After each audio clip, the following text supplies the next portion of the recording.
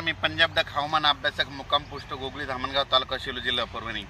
मी आहे नगर जिल्ह्यामध्ये करंजी घाटामध्ये आणि या ठिकाणाहून खास करून महाराष्ट्रातल्या शेतकऱ्यांसाठी अंदाज देत आहे। तर सर्व शेतकऱ्याला सांगू इच्छितो की आता काय करा, 1, 2, 3 जुलैपर्यंत शेतातले काम आटपून घ्या, कारण की राज्यामध्ये 4 तारखेपासून ते 10 तारखेपर्यंत जोरात पाऊस पडणार आहे, मुसळधार पडणार आहे, वडे नाले पडणार आहे, म्हणून हा अंदाज सगळ्या शेतकऱ्यांना लक्षात येतात। एकंदरीत परिस्थिती बघितली तर राज्यामध्ये आपण सांगितलं होतं की 27, 28, 29, 30ला सगळीकडे चांगला पाऊस पडेल, म्हणून सगळीकडे राज्यात पाऊस चांगला झाला।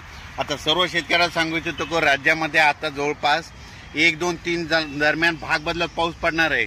आता सरी पावसाच्या सुरुवात होणार आहे, म्हणून ह्या 3 दिवसामध्ये लक्षात घ्या। म्हणजे 1 जुलै, 2 जुलै, 3 आणि 4 जुलैपर्यंत राज्यामध्ये आता सरीचा पाऊस येणार आहे, म्हणून हा अंदाज लक्षात घ्या।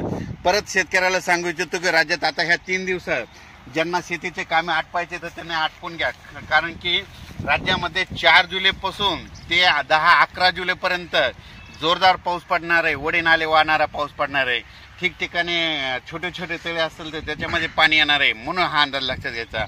एकंदरीत परिस्थिती बघायची झाली तर राज्यामध्ये म्हणजे सध्या आता पाऊस एकदम बंद होणारच नाही, चालूच राहणार आहे, म्हणून हा अंदाज सर्व शेतकऱ्यांना लक्षात घ्यायचा।